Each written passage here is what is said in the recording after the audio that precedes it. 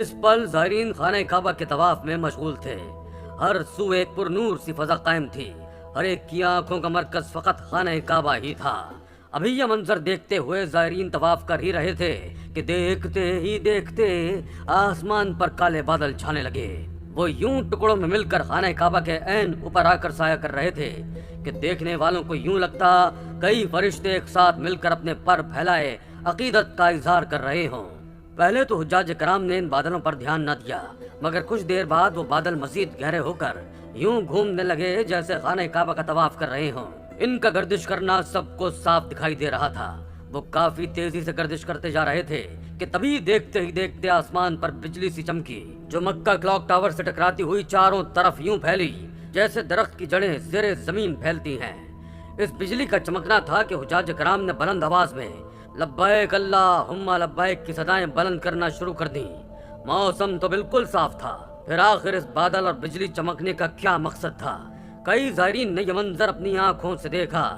جب بجلی ایک بار پھر خانہ کعبہ کی چھت پر چمکی تو دیکھتے ہی دیکھتے اس بجلی کی چمک سے ایک سیاہ پروں والی مخلوق نمودار ہوئی، جس کے پروں سے نور برس رہا تھا۔ یہ منظر دیکھ کر کئی زائرین پر ہیبت سی طاری ہو گئی، وہ خوف سے کانپنے لگے۔ وہ فرشتہ تیزی سے خانہ کعبہ کے گرد ہوا میں ہی اڑتا ہوا چکر لگانے لگا، اور پھر دیکھتے ہی دیکھتے ہوا میں یوں تحلیل ہو گیا جیسے وہاں کبھی موجود ہی نہیں تھا۔ یہ منظر دیکھ کر لوگ یہ گمان کرنے لگے کہ آخر یہ مخلوق کون تھی؟ کیا کوئی فرشتہ تھا یا پھر جن یا پھر کوئی اور مخلوق؟ اس کے باوجود حجاج کرام نے طواف کعبہ جاری رکھا اور حج کے تمام تر فرائض سر انجام دیے۔ دوستو، عید الاضحیٰ کا اصل مقصد ہی قربانی دینا ہے۔ اللہ کی راہ میں ضروری نہیں کہ آپ جانور کو ذبح کریں، بلکہ اپنی بری عادات اور بے جا خواہشات کو چھوڑ کر ویسے بن جائیں جیسے آپ کا رب چاہتا ہے۔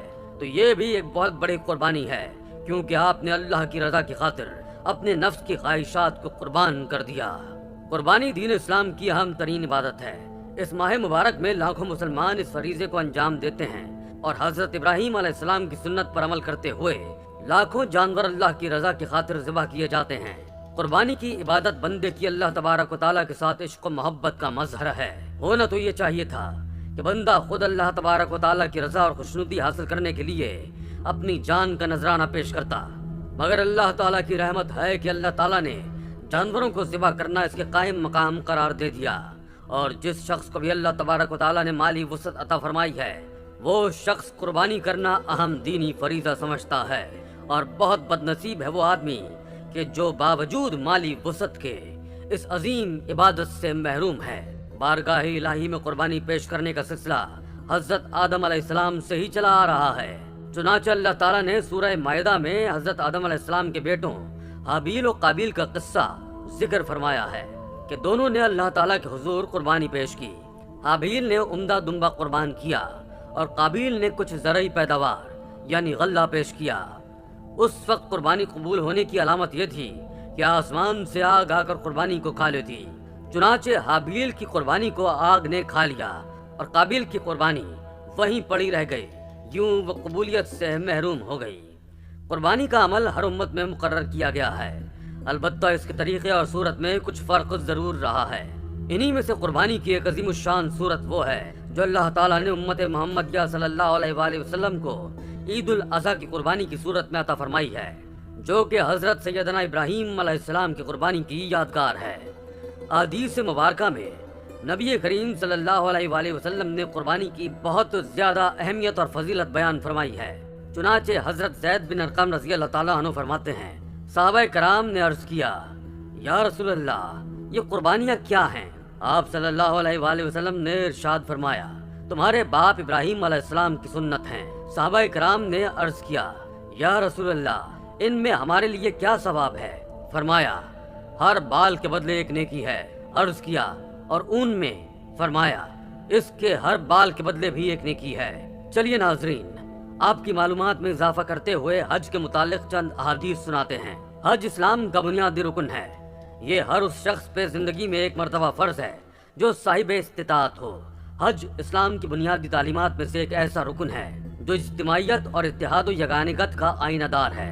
قرآن کریم میں حج کی فرضیت کے حوالے سے اللہ تعالیٰ نے ارشاد فرمایا، اور اللہ کے لیے لوگوں پر اس گھر کا حج فرض ہے جو بھی اس تک پہنچنے کی استطاعت رکھتا ہو۔ سورہ آل عمران۔ حج کرنے والے کے لیے جنت ہے۔ حجاج کرام خدا کے مہمان ہوتے ہیں اور ان کی دعا قبولیت سے سرفراز ہوتی ہے۔ یہ نفوس ہر قسم کی برائی کا خاتمہ کرنے کا عہد کرتے ہوئے نیکیوں کے حصول کی جانب ایک نئے سفر کا آغاز کرتے ہیں۔ اگر کوئی شخص زندگی میں استطاعت کے باوجود حج نہ کرے تو وہ رب کائنات کی رحمتوں سے نہ صرف محروم ہو جاتا ہے بلکہ ہدایت کے راستے بھی اس کے لیے مسدود ہو جاتے ہیں۔ حضرت ابو ہریرہ رضی اللہ تعالیٰ عنہ سے روایت ہے کہ رسول اللہ صلی اللہ علیہ وآلہ وسلم سے پوچھا گیا کہ کون سا عمل سب سے زیادہ فضیلت والا ہے؟ آپ صلی اللہ علیہ وآلہ وسلم نے فرمایا، اللہ اور اس کے رسول پر ایمان لانا۔ عرض کی گئی، پھر کون سا ہے؟ فرمایا کہ اللہ کی راہ میں جہاد کرنا۔ عرض کی گئی کہ پھر کون سا ہے؟ فرمایا کہ حج جو برائیوں سے پاک ہو۔ حضرت ابو ہریرہ رضی اللہ تعالیٰ عنہ نے نبی کریم صلی اللہ علیہ وآلہ وسلم کو فرماتے ہوئے سنا، جو رضا الہی کے لیے حج کرے جس میں نہ کوئی بیہودہ بات ہو اور نہ کسی گناہ کا ارتکاب، وہ ایسے لوٹے گا جیسے اس کی ماں نے ابھی جنا ہو۔ جس شخص کو فریضہ حج کی ادائیگی میں کوئی ظاہری ضرورت یا کوئی ظالم بادشاہ یا روکنے والی بیماری یعنی سخت مرض نہ روکے اور وہ پھر بھی حج نہ کرے اور فریضہ حج کی ادائیگی کے بغیر ہی مر جائے، تو چاہے وہ یہودی ہو کر مرے یا عیسائی ہو کر، اللہ تعالیٰ کو اس کی کوئی فکر نہیں ہے۔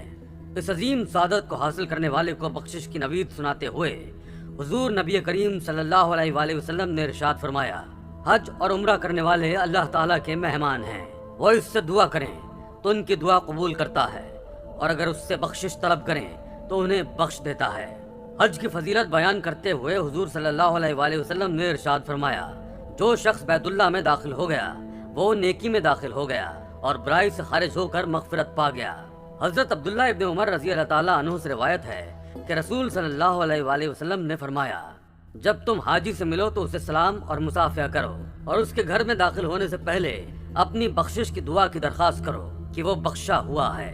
ویڈیو کے آخر میں اتنا کہنا چاہیں گے کہ اللہ تعالیٰ تمام امت مسلمہ کو خانہ کعبہ کی زیارت نصیب فرمائے، آمین یا رب العالمین۔